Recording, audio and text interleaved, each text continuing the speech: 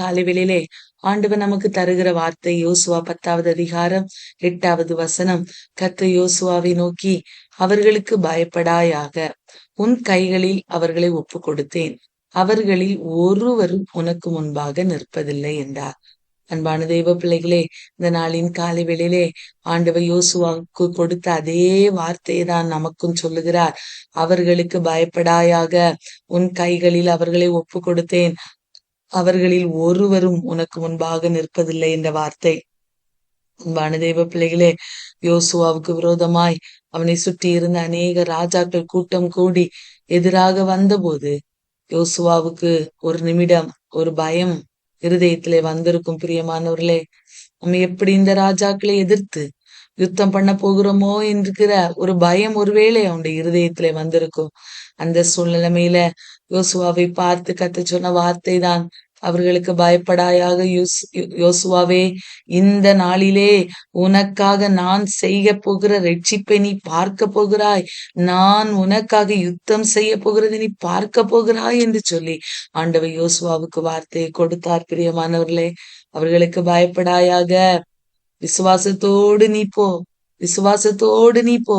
நான் யார் யாரெல்லாம் உனக்கு விரோதமாய் எழும்பினார்களோ அவர்கள் அத்தனை பேரை உன்னுடைய கைகளில ஒப்பு கொடுத்தேன், அவர்கள் ஒருவர் கூட உனக்கு முன்பதாக நிற்க முடியாது யோசுவாவே என்று சொல்லி ஆண்டவர் யோசுவாவை திடப்படுத்துகிற தெய்வமாக இருந்தார்.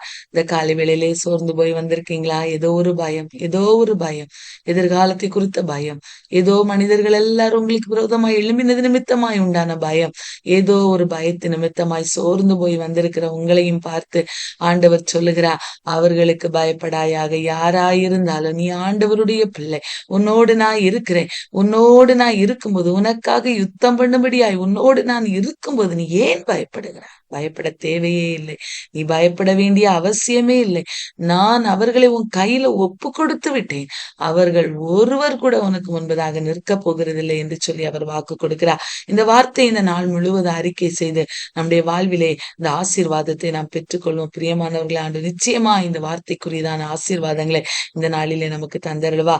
யோசுவா 10வது அதிகாரத்திலே நாம் பார்க்கும்போது, அன்பான தெய்வ பிள்ளைகளே, இதற்கு முந்தைய அதிகாரத்திலே கிபியோனின் குடிகள் என்ன பண்றாங்கன்னா, கர்த்தர் யோசுவாவோடு இருந்து எல்லா ஜனங்களுக்கு விரோதமாய் செய்த காரியங்கள் எல்லாம் கேள்விப்படுகிறார்கள். ஆயிக்கு செய்யப்பட்டது, எரிகோவுக்கு செய்யப்பட்டது எல்லாவற்றையும் இந்த கிபியோனின் குடிகள் கேள்விப்பட்டு யோசுவாவோடு உடன்படிக்கை பண்ணுகிறார்கள். நாங்க உங்களோடு இருக்க போகிறோம், நீங்க எங்க கூட யுத்தம் பண்ணக்கூடாது அப்படின்னு சொல்லி உடன்படிக்கை செய்து அவர்களோடு தனியாக தான் ஒரு பகுதியிலே வாழ்ந்து கொண்டிருக்கிறார்கள், சமாதானமாக வாழ்ந்து கொண்டிருக்கிறார்கள். இந்த செய்தியை கிபியோனின் குடிகள் இஸ்ரவேலரோடு சமாதானம் பண்ணி அவர்களோடே வாசமா இருக்கிறதை எருசலேமின் ராஜாவாகிய அதோனி செதேக் கேள்விப்படுகிறான். எருசலேமுக்குள்ளா இன்னும் இஸ்ரவேல் ஜனங்கள் கடந்து செல்லவில்லை. எருசலேமை அதோனி செதேக் அரசாட்சி செய்து கொண்டிருக்கிறார். பாருங்க, அந்த ராஜா கேள்விப்பட்ட போது அவன் என்ன பண்ணுகிறான்னா, இந்த கிபியோன் ராஜாதானி பட்டணங்களில் ஒன்றை போல பெரிய பட்டணமா இருக்கிறது, ஆயி பட்டணத்தை பார்க்கல பெரிய பட்டணமா இருக்கிறது, அங்க இருக்கக்கூடிய மனுஷர்கள் எல்லாரும் பலசாலிகளா இருந்தார்கள். இப்படியெல்லாம் இருந்தபடினால அவன் என்ன பண்றானா, இவர்கள் ஏன் அவர்களோடு போய் சம்பந்தம் கலந்து சமாதானமா ஆகிவிட்டாங்க, நம்ம இந்த கிபியோனுக்கு விரோதமா யுத்தம் செய்ய போவோம் என்று சொல்லி இந்த அதோனி சேதேக் என்ன செய்தார்னா, ஒரு 5 ராஜாக்கள், ஓகாமுக்கும் யர்முத்தின் ராஜாவாகிய பீராமுக்கும் லாகீசின் ராஜாவாகிய எப்பியாவுக்கும் எக்லோனின் ராஜாவாகிய தெபீருக்கும் ஆள் அனுப்பி சொல்லுகிறா, அந்த கிபியோனை நாம எல்லாரும் சேர்ந்து சங்கரிக்க போவோம், நீங்க எல்லாரும் எனக்கு துணை செய்யுங்க, வாங்க நம்ம எல்லாருமாய் சேர்ந்து இந்த கிபியோனுக்கு விரோதமாய் யுத்தம் செய்ய போவோம் என்று சொல்லி. ஏன் தெரியுமா யுத்தம் செய்ய போறோம்? இவர்கள் யோசுவாவோடும் இஸ்ரவேல் ஜனங்களோடு சமாதானம் பண்ணி அவர்கள் நடுவிலே வாசம் பண்ணி இருக்கிறார்கள். ஆகவே இவர்களுக்கு விரோதமாய் யுத்தம் செய்ய போவோம் என்று சொல்லி அனுப்புகிறார்கள். அன்பானவர்களே, அதை கேட்டு அந்த எல்லா ராஜாக்களும், அந்த 5 ராஜாக்களும் கூடிக்கொண்டு அவர்கள் எல்லாரும் சேனைகளாய் புறப்பட்டு கிபியோனுக்கு முன்பதாக பாளையம் இறங்கி அவர்களுக்கு முன்பதாக யுத்தம் பண்ணி கொண்டிருக்கிறார்கள். அன்பானவர்களே, இந்த வார்த்தை, இந்த யுத்தம் பண்ண போகிறார்கள், யுத்தம் பண்ணி கொண்டிருக்கிறார்கள் என்பதை கிபியோனின் மனுஷர்கள் கேள்விப்பட்ட உடனே கில்காலிலே இருந்த யோசுவாவுக்கு சொல்லி அனுப்பப்படுகிறது. இப்படி எல்லா ராஜாக்களும் சேர்ந்து கொண்டு எங்களுக்கு விரோதமாய் யுத்தம் பண்ண வந்திருக்கிறார்கள், எங்களை கைவிடாதையா யோசுவாவே, எங்களை கைவிடாமல் சீக்கிரமா எங்களிடத்தில் வந்து எங்களை ரட்சித்து எங்களுக்கு துணை செய்யும் என்று சொல்லி ஆள் அனுப்பி சொல்லி அனுப்புகிறார்கள். இதை கேள்விப்பட்ட யோசுவாவும் அவனோடு இருந்த இஸ்ரவேல் ஜனங்களும் யுத்த மனிதரும் பராக்கிரமசாலிகளும் கில்காவிலிருந்து புறப்பட்டு வருகிறார்கள் கிபியோனுக்காக உதவி செய்யும்படியாய், துணை செய்யும்படியாய். ஏன்னா அவங்க இவங்களோடு உடன்படிக்கை பண்ணி இருக்கிறார்கள் அல்லவா, இவர்களோடு சமாதானமாய் இருக்கிறார்கள் அல்லவா. அவர்களுக்கு விரோதமாய் வந்த ராஜாக்களுக்கு முன்பதாக யுத்தம் செய்யும்படியாய் யோசுவாவும் அவனோடு கூட சேனைகள் எல்லாரும் புறப்பட்டு அங்கே போய்கொண்டே இருக்கும்போதுதான் கர்த்தர் யோசுவாவுக்கு சொன்ன வார்த்தை, அவர்களுக்கு பயப்படாயாக யோசுவாவே. அவர்கள் 5 ராஜாக்களா இருக்கலாம், பலசாலியான ராஜாக்களா இருக்கலாம், எப்பேற்பட்ட ராஜாக்களா இருக்கலாம், அவர்களுக்கு நீ பயப்பட தேவையில்லை. அவர்களை பார்க்கிலும் பெரிய ராஜாவாகிய நான் உன்னை ஆளப் போகிறேன். நான் உனக்காக நின்று யுத்தம் செய்கிற போகிறதை நீ பார்க்க போகிறாய். நான் உனக்காக துணை நிற்பேன். உன் கைகளில் அவர்களை ஒப்பு கொடுத்து விட்டேன். நீ பயப்பட வேண்டிய அவசியம் இல்லை என்று நேர்மறையான காரியத்தை ஆண்டவர் யோசுவாவோடு சொல்லுகிறதை பார்க்க நான் ஒப்பு கொடுத்துட்டேன். விசுவாசமான வார்த்தையை சொல்லுகிறார், அவனை திடப்படுத்துகிறார். ஒருவர் கூட உனக்கு முன்பதாக நிற்க போகிறதில்லை. அவர்களில் 5 ராஜாக்களா இருக்கலாம், ஆனா ஒருவர் கூட உனக்கு முன்பதாக நிற்க போகிறதில்லை என்று ஆண்டவர் யோசுவாவோடு சொல்லுகிறார். யோசுவா கில்காவில் இருந்து முழுவதும் நடந்து சீக்கிரமாய் அங்கே போகிறார். சீக்கிரமாய் அங்கே போய் அங்கே பாருங்க, கர்த்தரோ அவர்களை இஸ்ரவேலுக்கு முன்பதாக கலங்க பண்ணினார். இஸ்ரவேலர்கள் அந்த கிபியோனின் குடிகளோடு சேர்ந்து அந்த 5 ராஜாக்களோடு யுத்தம் பண்ணினார்கள். அன்பானவர்களே, அவர்கள் எல்லாரும் யுத்தம் பண்ணும்போது கர்த்தர் அவர்களுக்காக துணை நின்று யுத்தம் பண்ணினாரா. அவர்கள் எப்பேற்பட்ட ராஜாக்களா இருந்தால் அவர்களுக்கு விரோதமா யுத்தம் பண்ணி அவர்களை துரத்தி அவர்களை முறியடிக்கத்தக்கதான ஒரு பெரிய ஒரு அற்புதம் அந்த நாளிலே நடந்தது. பிரியமானவர்களே, அவர்கள் ஓடி போனார்களாம். இஸ்ரவேலர்களுக்கு முன்பாக நிற்க முடியாமல் ஓடி போனார்கள். ஓடி போன போது என்ன நடந்தது தெரியுமா? கர்த்தர் வானத்திலிருந்து பெரிய கற்களை விழ பண்ணினாரா. அன்பானவர்களே, வானத்திலிருந்து பெரிய கற்களை விழ பண்ணினாரா. அவர்கள் அந்த கற்களின் மூலமாய் இறந்தவர்கள் நிறைய பேரா. பட்டயத்தின் மூலமாய் இறந்தவர்களை காட்டிலும் இந்த கற்களின் மூலமாய் ஆண்டவர் அனுப்பின அந்த கற்களின் மூலமாய் இறந்து போனவர்கள் அதிக பேரா இருந்தார்கள். எவ்வளவு பெரிய அற்புதம்! இஸ்ரவேலருக்காய் கர்த்தர் நின்று யுத்தம் பண்ணினாரா. கிபியோனியர்கள் இஸ்ரவேலரோடு இருந்தபடினால கர்த்தர் அவர்களுக்காக யுத்தம் பண்ணினாரா. அன்பானவர்களே, அந்த நாளிலே பாருங்க, யோசுவா பாருங்க கர்த்தரை நோக்கி பேசுகிறா. அந்த இடத்துல இஸ்ரவேலரின் கண்களுக்கு முன்பதாக, சூரியனே நீ கிபியோன் மேலும், சந்திரனே நீ ஆயிலோன் பள்ளத்தாக்கின் மேலும் தரித்து நில்லுங்கள் என்றான். அன்பானவர்களே, அங்கு யுத்தம் நடந்து கொண்டிருக்கிறது, சிவியரான யுத்தம்.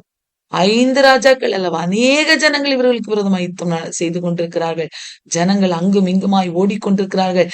இருட்ட போகிற நேரத்திலே அங்க யோசுவா சொல்லுகிறா, இருட்டி போயிட்டா இந்த யுத்தத்துல நமக்கு ஜெயம் கிடைக்காது அல்லவா, நம்ம தரித்து நிற்க சொல்லணும். சூரியன் இப்பொழுது பிரகாசித்துக் கொண்டிருக்கிறதோ அதே போல தரித்து நிற்கணும். இந்த யுத்தம் ஓய்கிற வரைக்கும் சூரியனும் சந்திரனும் தரித்து நிற்க வேண்டும் என்று சொல்லி சூரியன் மேலும் சந்திரன் மேலும் யோசுவா அங்கே கட்டளை கொடுக்கிறான், தரித்து நில்லுங்கள்.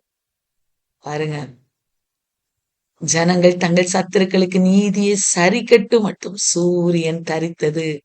அன்பான தெய்வ பிள்ளைகள், இந்த காலை வேளையிலே எனக்காக நீதி செய்ய யார் இருக்கிறார்கள் என்று வேதனையோடு புலம்பலோடு அங்கலாய்ப்போடு வார்த்தையை கேட்டுக்கொண்டிருக்கிறீங்களா? ஆண்டவர் சொல்றாரு, உனக்காக நீதி செய்ய நான் எதையும் செய்ய வல்லவர், இயற்கையே மாற்றி அமைக்க வல்லவர் என்பதை நீ மறந்து போக கூடாது என்பதை ஆண்டவர் இந்த காலவெளியில சொல்கிறார். இயற்கையே அன்றைக்கு யோசுவாவுடைய வார்த்தைக்கு கீழ்ப்படியும்படி பண்ணினான். சூரியனும் சந்திரனும் தரித்து நின்றது. ஒரு மனிதனுடைய வார்த்தையை கேட்டு, ஒரு மனிதனுடைய வார்த்தையை கேட்டு, யோசுவாவாகிய ஒரு மனிதனுடைய வார்த்தையை கேட்டு நின்றது சூரியனும் சந்திரனும் ஏறக்குறைய ஒரு பகல் முழுவதும் நடு வானத்தில் நின்றது.